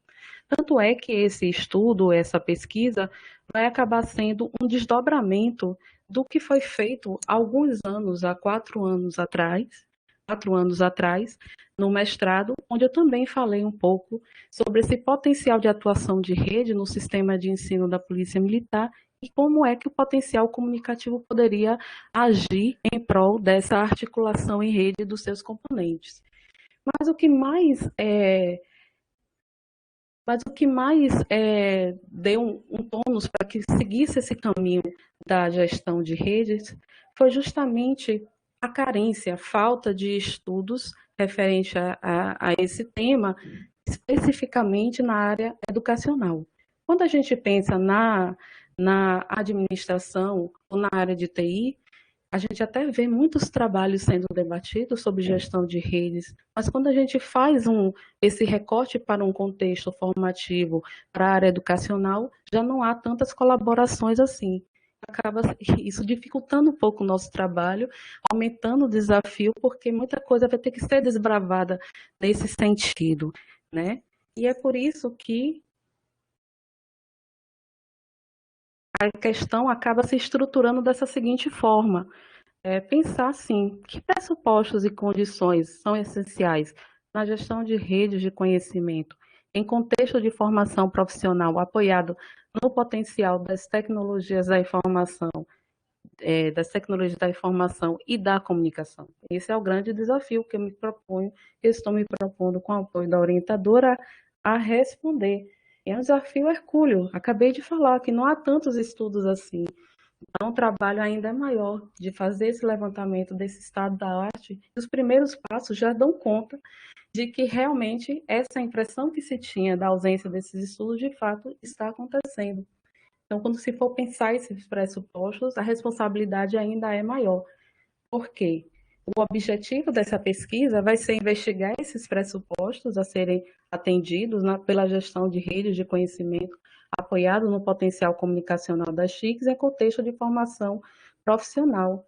E disso, e vai ser um dos objetivos específicos, não está aqui nos slides, mas vai ser apresentar esses princípios de design e de gestão de redes de conhecimento, principalmente em razão da escolha do método dessa pesquisa, que mais adiante eu vou detalhar, que é a pesquisa-aplicação. Então, fica também esse compromisso, fica também essa responsabilidade de responder a pergunta, mas também de trazer uma proposição que, num primeiro momento, vai servir a um desenho e vai ser aplicado no contexto da formação profissional em segurança pública, mas que futuramente pode ser, e o ideal é que seja, replicado em outros contextos para fazer a sua validação ou não. E pensando nisso, que as aproximações teóricas, elas giram em torno do conceito que se tem e que se deve construir de rede. E o apoio vem de diversos teóricos, mais especificamente de Castells e Barabasi, que não está aqui na tela, mas Castells, porque ele mostra que pensar a rede, apesar de não ser algo especificamente dos nossos dias atuais, eu falo isso de uma maneira muito geral, porque ela já era uma forma antiga de organização e continua sendo. E fazendo uma interface dela com as TICs, as suas potencialidades de atuação se tornam ainda maior, né? Porque a gente cria uma nova forma de se organizar, novas formas de organização, né? Mas superando aquelas tradicionais que acabam fragmentando e dificultando aquilo que, quando a gente fala em redes de conhecimento, a gente espera, que é a difusão e a disseminação de informações, saberes e experiência entre os integrantes dessa rede. Por isso que o desafio também ainda é maior, porque a ampliação do conceito de gestão vem a reboque. É preciso pensar também numa outra lógica de como essa gestão ela vai atuar, principalmente em diálogos com as tecnologias da comunicação, de forma que a gente pense rede não somente como um movimento natural, as redes elas se estruturam naturalmente. Pode ser que sim, mas é preciso pensar também em quais parâmetros esses nós, eles podem ser, essas conexões, elas podem ser estruturadas e fortalecidas de forma que garantam a sustentabilidade do funcionamento dessa rede. E nesse aspecto é que está o papel da gestão, desse esforço intencional de unir os nós da rede com o fim de alcançar objetivos comuns entre os seus participantes e de que forma de renovar essa agenda para que ela não sofra solução de continuidade. Vou adiantar aqui um pouco, porque meu tempo já está acabando, e eu preciso falar da metodologia. Ela é uma pesquisa de abordagem qualitativa, a gente vai usar os pressupostos da hermenêutica para fazer esses estudos, principalmente porque a gente pretende falar sobre esses pressupostos básicos, e o método é o da pesquisa-aplicação, e principalmente porque se busca uma solução na área da educação, né? A gente pensa também nessa pesquisa-aplicação se apoiando em Plump, para, através de diversos ciclos, né, que acabam se constituindo em mini pesquisas, né, chegar a princípios de design que dê conta dessa gestão de rede de conhecimento, desses pressupostos que estão sendo sugeridos, que serão alcançados. Os sujeitos e os locos, eles ainda estão sendo ainda construídos, mas serão, a princípios, os instrutores-chefes, como são chamados coordenadores na Polícia Militar, dos cursos de formação de soldados.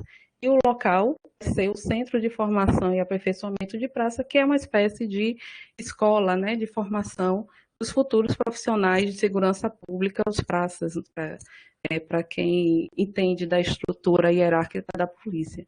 Não está sendo mostrado aí, mas, por fim, eu coloquei como perspectiva de análise a análise de conteúdo. Para concluir, o resultado esperado é justamente contribuir com esse debate que a gente ainda entende como escasso, né, sobre a gestão de processos educacionais, redes de formação, modelagem TIC. E aí a gente destaca, né, o caráter multidisciplinar desse estudo. E pensar na gestão de rede também como um esforço intencional, não apenas como um movimento natural de união das pessoas, momentâneo, mas que, em se pensando em processos formativos, eles têm que ser, de fato, sistemáticos. Eu agradeço a questão, as referências, e fica o meu muito obrigado, e mais ainda pela paciência nesse desencontro do envio dos slides. Me coloco à disposição para qualquer dúvida. Meire, me desculpe, eu tomei o tempo, não deixei nada para a senhora. O trabalho é seu, minha querida. Parabéns. Muito grata, Soledade, por compartilhar conosco o seu texto. Parabéns pela pesquisa, a você e a Meire, você está muito bem orientada. Jaqueline seria a última apresentação, Jaqueline Márcia Silva, mas ela até o momento não chegou. Nós vamos abrir agora para o debate, para quem quiser fazer alguma pergunta, as apresentações. Parabenizo a todos pelas pesquisas e mais uma vez, a gente vê aparecer com muita frequência, em boa parte delas, a questão das políticas públicas, né? A fragilidade das nossas políticas públicas, as suas insuficiências, o quanto que a ausência de articulação entre os entes federados e suas respectivas secretarias de governo dificulta a implementação dessas políticas e como isso impacta diretamente nas nossas escolas, seja através dos equipamentos lá disponíveis, seja através da internet, do pacote de dados, e agora, nesse momento de pandemia, a gente tem percebido quanto que essas instituições estão sofrendo com isso, em função do que está posto aí no cenário brasileiro. Então, eu abro agora para o debate, para quem quiser fazer alguma pergunta, para quem quiser fazer alguma reflexão. Como disse Edivaldo, logo mais cedo, o GT está de parabéns pelas pesquisas, pela qualidade, pelas temáticas abordadas, está uma riqueza. Eu estou muito feliz por estar aqui hoje, ainda que estejamos nesse formato à distância.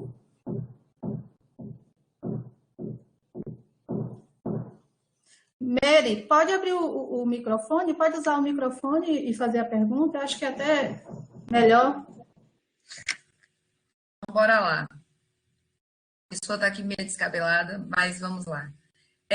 Acho que a direção que Bonilla encaminhou ontem para as discussões dos trabalhos de modo geral é que se falasse um pouco como é que se pensa o desenvolvimento dessas pesquisas, considerando esse contexto de pandemia, em especial como fica a reconfiguração, né, desses trabalhos, já que essa é uma questão que afeta a todos. Eu queria saber especificamente de Yuri, porque ele apresentou um traço metodológico muito bem delineado, inclusive com os dispositivos de produção e coleta de dados. Como é que ele pensa, né, em mobilizar essa metodologia idealizada, considerando a realidade que a gente vive hoje, e se esse campo específico de trabalho, sendo o IFBA, como isso poderia ser efetivado, né? Uma vez que mesmo pensando que a gente pode ter a vacina aí no próximo ano, mas para o tempo dele do doutorado, eu acredito que esse processo já tem que estar um pouquinho adiantado o ano que vem. Isso foi só curiosidade da professora, viu, Yuri? Feliz demais de ver você por aqui. Valeu, Meire. Lívia, é para responder logo ou aguarda outras contribuições? Pode? Tranquilo. Então, Meire, na verdade, a pandemia, né, apesar de toda a crise, né, na minha pesquisa ela trouxe uma oportunidade, né, uma oportunidade de poder dialogar e me relacionar com os atores que definem como se dá as apropriações tecnológicas no contexto de ensino e aprendizagem e, mais especificamente, os educadores, né, na prática docente.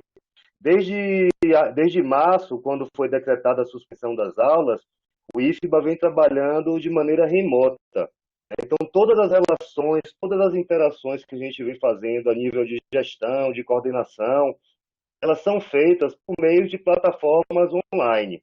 Em agosto, o Conselho Superior do IFBA decretou essas atividades educacionais não presenciais emergenciais, né, que dá autonomia para os campos implementarem um calendário emergencial remoto. Então, o que é que acontece? A partir desse contexto, todas as relações passaram a ser mediadas pelas tecnologias da informação e da comunicação de maneira online. Então, eu não tive nenhuma dificuldade, muito pelo contrário. A partir dessa oportunidade que a pandemia trouxe, eu estou tendo um acesso maior aos sujeitos da pesquisa, porque todas as atividades de gestão, de tomada de decisão, de quais plataformas serão utilizadas, de como vai se organizar o currículo, conselho superior, reunião de núcleos docentes estruturantes, do colegiado do curso, reunião de professores, tudo isso vem ocorrendo de maneira remota. O calendário, o currículo que a gente está ofertando nesse calendário, também ele é remoto. O curso que eu vou oferecer a partir da semana que vem, que é um curso de extensão em apropriações tecnológicas livres, ele também é online. Então, acabou que isso que impulsionou e me levou, né, a mudar o meu campo de pesquisa, que antes seria entrevistar presencialmente educadores que trabalham com tecnologias livres. Então, a pandemia ela deu uma virada aí na minha pesquisa. Eu acabei, né, aproveitando essa oportunidade que eu estou tendo de participar desses momentos e dialogar com as pessoas de forma online. Todos os seus dispositivos são online? Todos os seus dispositivos são online, inclusive o movimento de formação. Isso, perfeito. Então, ótimo. Já só isso bastava. Valeu, Meire. Obrigadão pela pergunta.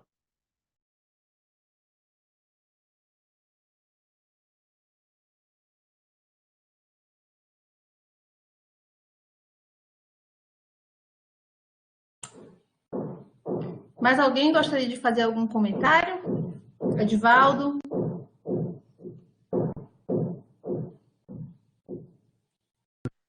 Oi.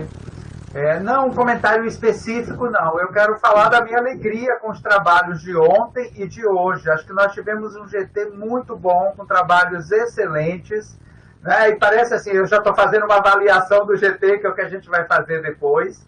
Mas, assim, que bom ver trabalhos ótimos, mesmo os trabalhos que são em estágio, ainda estão em fase muito inicial, mas que as pessoas já estão articulando bem as suas propostas, né, e falando de uma forma bacana. E, enfim, você tem razão, assim, eu acho que a gente tem desafios grandes para o GT, mas desafios grandes para a área de educação e tecnologia. Nós realmente precisamos avançar nesse campo das coisas novas que estão acontecendo na nossa área. Eu acho que nós já temos muita pesquisa sobre o que os professores estão fazendo na escola, ainda que tudo isso seja importante. Mas 1000 coisas estão acontecendo na área das tecnologias voltadas para a educação. E esses temas mais recentes, eles devem fazer parte das nossas pesquisas. Algumas já sinalizaram muito bem isso, né? A questão das tecnologias livres, né? Nós temos um problema sério, né? Como é que chama? Esqueci o nome. A internet das coisas, né? Nós temos Big Data, né? Inteligência artificial, né? Essas redes sociotécnicas que são construídas por meio dessas manifestações, eu acho que elas estão demorando muito para chegar na nossa área de educação, né? Então, eu acho que a gente precisa ter pesquisas mais ousadas do ponto de vista temático, e até, isso é uma sugestão também para todo mundo, assim, e para os meus orientandos também, assim, repensar um pouco as questões básicas de pesquisa. Assim, às vezes o tema pode até ser o mais tradicional, professor lá na escola, X, etc.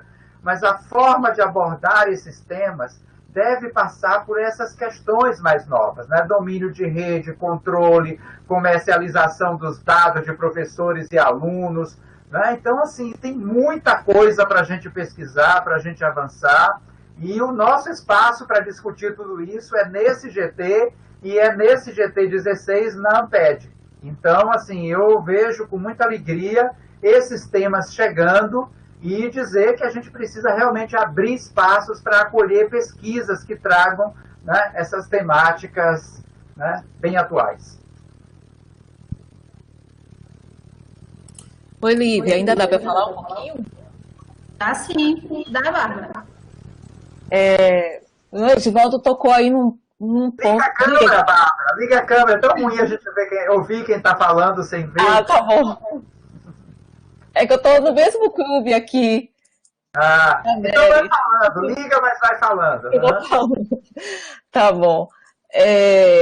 Não, o Edivaldo tocou aí numa questão assim, extremamente interessante, que são esses temas, né, que estão chegando com tudo aí no contexto da educação, e a educação não é a única privilegiada com isso. Todas as áreas do conhecimento estão tendo que problematizar questões como inteligência artificial, né, toda essa gama de tecnologias disruptivas, né, que estão chegando com tudo aí em várias áreas do conhecimento. O próprio contexto da transformação digital que a gente está vivendo está levantando, né, trazendo várias questões. E aí eu pergunto também de ordem geral, assim, né, considerando todos os trabalhos, inclusive o que eu orientei também, que, de certo modo, de Camila aí também, que apresentou hoje. Como vocês que estão discutindo agora, escrevendo agora teses e dissertações, né, estão, de certo modo, observando tudo isso que está acontecendo nesse cenário, né? Esses temas como Big Data, as questões de venda de dados, né, dos usuários, inclusive o forte uso das plataformas, né, privadas, que muitas vezes a gente usa até sem querer, né? Muita gente usa sem desconhecimento a respeito de determinadas questões. A própria LGPD também, né, que é a Lei Geral de Proteção de Dados, tudo isso, né, e eu acho que emerge também e aparece nesses cenários aí. Então, a gente teve trabalhos que tratou de redes, de gestão de redes, a Torrede, né? Então, como vocês estão sensíveis a isso? Eu acho que é a questão aí que emerge, né, a partir dessa fala do Lucas. Sim. Posso contribuir aí também nessa discussão? Por favor. Eu acho que a gente precisa mesmo se sensibilizar, né, e avançar nas nossas pesquisas, né? Nós, tradicionalmente, a gente se preocupou muito sobre a capacitação do professor, e aí eu falo capacitação mesmo e não formação do professor, para operar a tecnologia, né, na escola. E a gente se descuidou, e eu quando falo a gente, eu falo a universidade, eu falo nós formadores de professores, eu falo nós pesquisadores da área de tecnologia, a gente, de certa forma, descuidou desses temas que vocês estão levantando aí, e que eles vieram com uma força fenomenal e nos atropelaram. E a gente só foi se dar conta de tudo isso agora há pouco tempo, especialmente com a eleição de Bolsonaro, com a questão das fake news, que a gente foi acordar para a realidade tecnológica, das implicações da tecnologia na realidade brasileira e o papel que a educação... Tem alguém, está vazando que eu estou escutando a mim mesma. Edivaldo, fecha teu microfone, por favor. Ok, obrigada. Então, a eleição de Bolsonaro foi que nos despertou para todo o contexto tecnológico e o que tem por trás, os interesses políticos, econômicos, de poder que tem por trás das tecnologias e qual o papel nosso na educação. Nós precisamos avançar, nós precisamos discutir. A gente falou tanto em inclusão digital neste país, e a gente ficou apenas a questão do acesso às tecnologias e não da compreensão do contexto tecnológico. Então, eu acho que a gente precisa, mais do que nunca, né, desenvolver pesquisas e incorporar nos nossos discursos esses riscos, porque antes a gente só falava em potencialidade das tecnologias. E a gente descuidou dos riscos, dos perigos, do controle, né, da vigilância que essas tecnologias estão se impondo sobre nós. E isso tudo tem a ver com a educação. Às vezes a gente acha, isso é coisa de tecnocrata. Não é coisa de tecnocrata, isso é coisa nossa, de educador, porque nós precisamos formar nossas crianças, nossos jovens, desde pequenos, para não serem meros consumidores dessas plataformas, daquilo que vem pronto, de fake news e de coisas do tipo. Então, eu concordo plenamente com vocês que nossas agendas de pesquisa precisam avançar, precisam incorporar outras dinâmicas, outros temas, muito mais consequentes, muito mais implicados e pertinentes para a realidade brasileira. Ô, Boni, eu queria acrescentar uma coisa que você falou, que foi muito bom, que é assim, você colocou o contexto político, né, Bolsonaro, coisa e tal.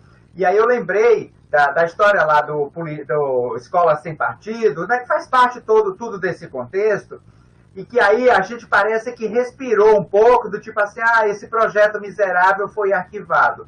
Eu acho que muitos de nós não tomamos consciência ainda de que agora, com o ensino remoto, que os professores em massa estão em rede e que os alunos em massa estão em rede, as formas de controle se multiplicaram, né? Então, assim, antes a gente falava muito da vigilância, porque os nossos dados eram mais dados comerciais, as empresas vendiam os nossos dados para comprar esse ou aquele produto, etc. e tal.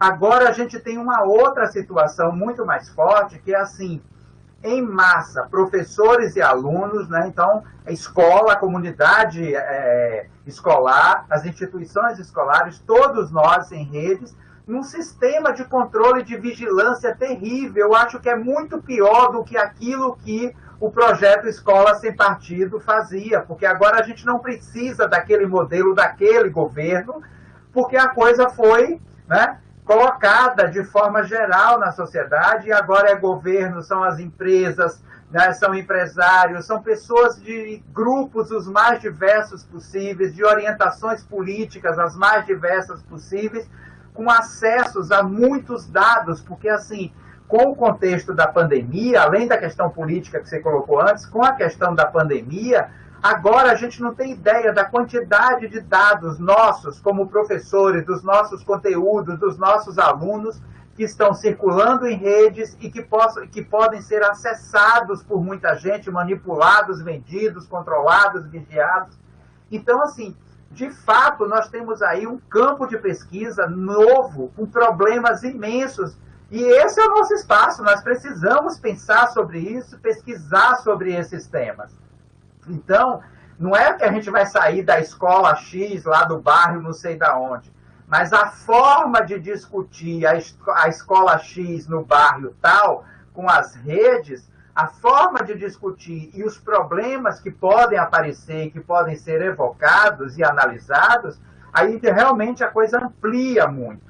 E eu concordo com vocês, a gente tem a questão política, que é dramática, uma questão da pandemia dramática, e que tudo isso traz esses riscos todos das tecnologias citados e outros que nem foram citados, mas assim, muitos riscos. Agora, realmente, você tem razão, Boni, não pode ser só possibilidades. Agora, acho que a gente tem que se debruçar muito sobre os riscos. Nós já percebemos que a vida em rede traz problemas imensos e que estar em rede não necessariamente liberta comunidades, liberta pessoas. Nós podemos estar construindo formas intensas e muito perversas de aprisionamentos das pessoas. Né? E é bacana que essa discussão venha e seja forte no nosso GT, né? Para o próximo evento. Né? Quem sabe a gente vai ter mais trabalhos discutindo essas coisas.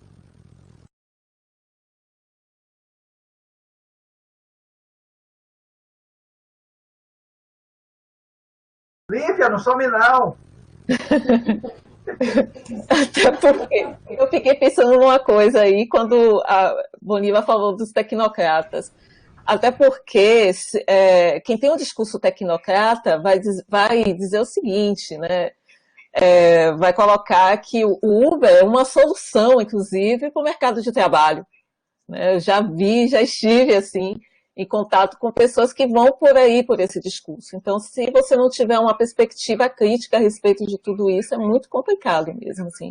E aí a questão da uberização das escolas, dos professores, aí também a gente tem que ter muita luta e muita resistência para discutir os temas e se posicionar politicamente diante deles. E aí eu falei mercado de trabalho, mas coloca como empregabilidade, né, como forma de empregabilidade, que eu acho assim, extremamente perigoso esse tipo de coisa, né, essa uberização, né, como está sendo colocado aí. Cadê o Lívia? Lívia, volta! E o resto da galera, pessoal, vamos aparecer aqui na tela, precisamos ver todo mundo, ouvi-los. Vamos lá.